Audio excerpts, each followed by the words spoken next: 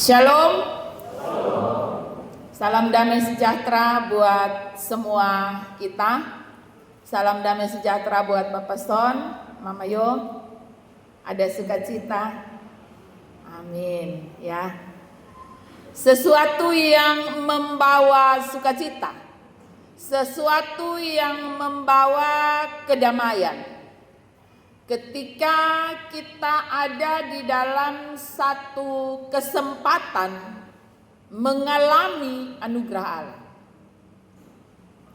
Saudara-saudaraku yang kekasih, ketika berbicara tentang rumah tangga, sebenarnya ada banyak hal yang penting. Tapi saya mencatat ada 3 poin yang mestinya selalu terjadi dan berlangsung dalam kehidupan suami istri. Yang pertama itu komunikasi, ya. Komunikasi yang terbangun antara suami istri mestinya adalah komunikasi positif.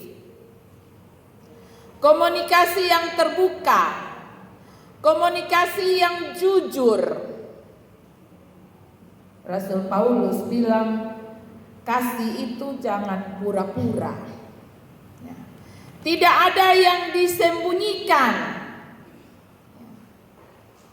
Tidak ada yang menjadi rahasia. Ya, namanya suami istri. Baik kitab Kejadian pasal 2 maupun Efesus pasal 5 mencatat bahwa keduanya tidak merasa malu seorang terhadap yang lain. Itu tentang komunikasi. Yang kedua, pengampunan. Nah, kalau belajar tentang pengampunan, Yesus bilang kepada murid-murid yang bertanya, Petrus tanya, "Bapak, kira-kira kotong mengampuni berapa kali dalam satu hari?" Tuhan bilang, bukan 7 kali, tapi 70 kali 7 kali. Artinya tidak ada celah bagi kita untuk tidak bisa saling mengampuni. Apalagi suami istri. Biasanya yang gampang minta ampun itu, minta maaf itu laki-laki. Biasa. Karena perempuan itu katanya ras terkuat, jadi tidak boleh salah. Tapi itu salah, itu keliru. Karena ketika menjalani kehidupan sebagai suami istri, pengampunan menjadi satu syarat penting. Saling mengampuni, mengakui kesalahan, dan mau memiliki hati yang penuh dengan kebesaran untuk meminta maaf, menyadari akan kesalahan, meminta maaf dan mendapatkan pengampunan. Tapi bukan berarti mengulang hal yang sama. Dari pertama botol nikah sampai sekarang, tiap kali dia punya kesalahan hanya itu sah. Nah, ini bahaya. Ya. Pengampunan menjadi begitu rendah nilainya. Hal yang ketiga, penyerahan diri. Penyerahan diri yang dimaksudkan di sini ialah melibatkan Tuhan dalam segala sesuatu. Melibatkan Tuhan dalam segala keputusan. Melibatkan Tuhan dalam segala perkara. Bahkan ketika kita ada dalam sukacita sekalipun, libatkan Tuhan. Apalagi ketika kita ada dalam pergumulan dan persoalan, libatkan Tuhan. Bacaan kita hanya terdiri dari 4 ayat.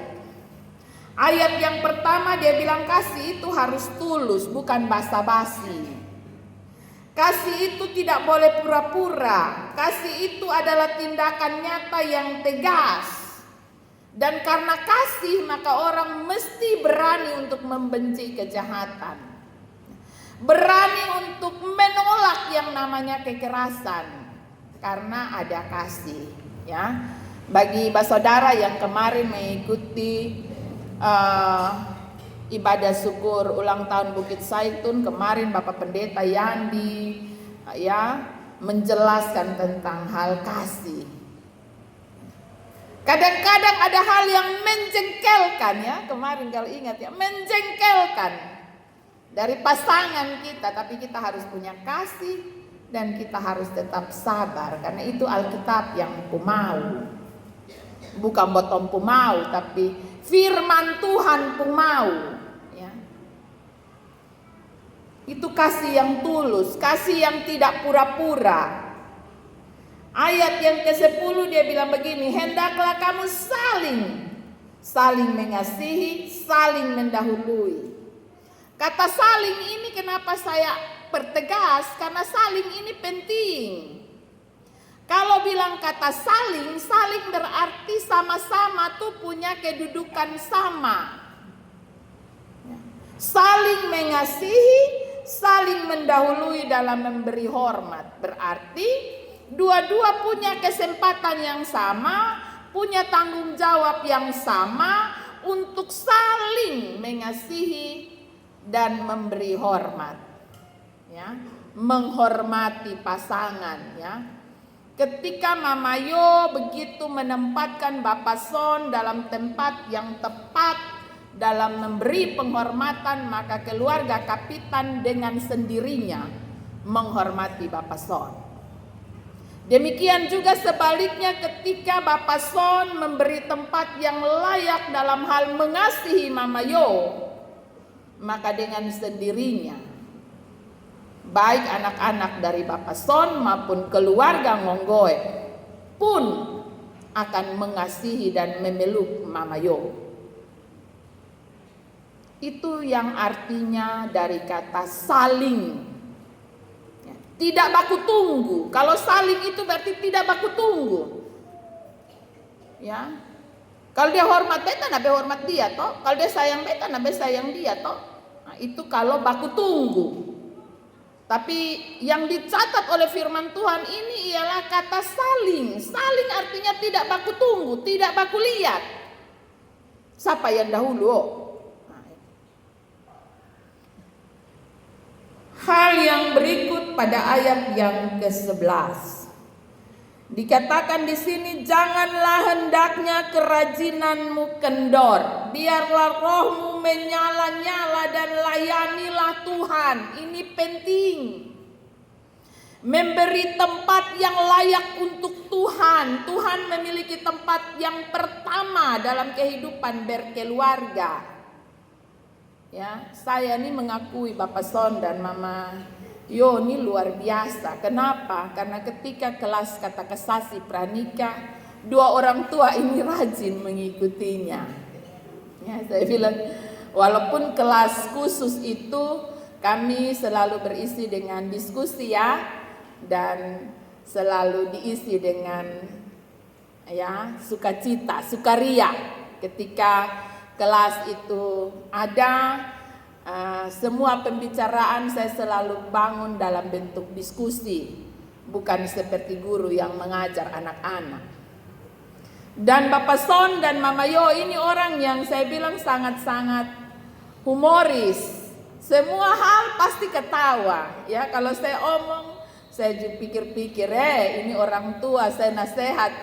Dan tiap kali ada nasihat yang disampaikan pasti Bapak Son dan Mama Yo langsung ketawa. Dia bilang, Karmana, ya, sesuatu yang luar biasa. Dan mereka dua ini rajin, ya, rajin mengikuti kelas. Tapi saya berharap rajin itu juga akan terus berlangsung bahkan setelah menikah. Rajin bergereja, rajin memanggil nama Tuhan, rajin bersama-sama di dalam memanggil nama Tuhan. Firman Tuhan bilang rohmu bernyala-nyala, jangan sampai kendor.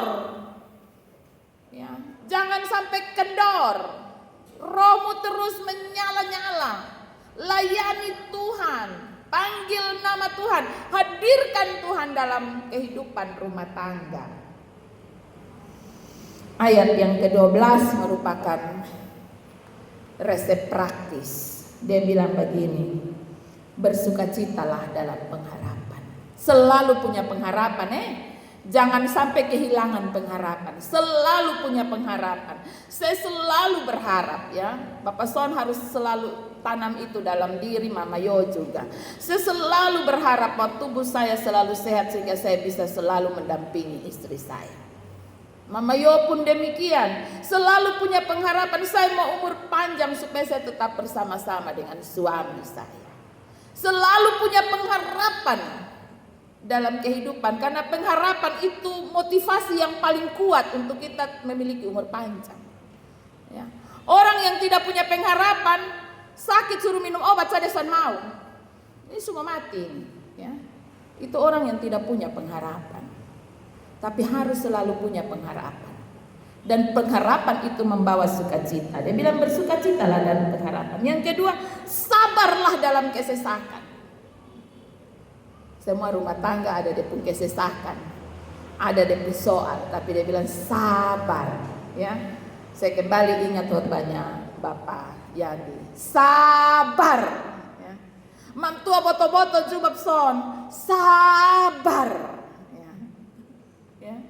Mama Yo juga gitu Bapak Son sudah begini belum pulang juga, sabar. Ini bab tuan pimana, ini delili kaliling pimana. Sabar ya. Firman Tuhan bilang sabarlah dalam kesesakan.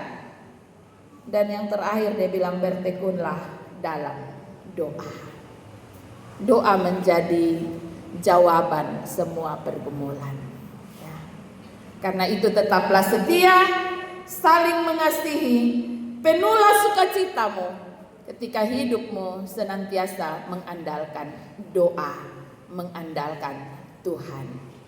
Tuhan Yesus memberkati firman-Nya, memberkati keluarga yang baru ini. Amin.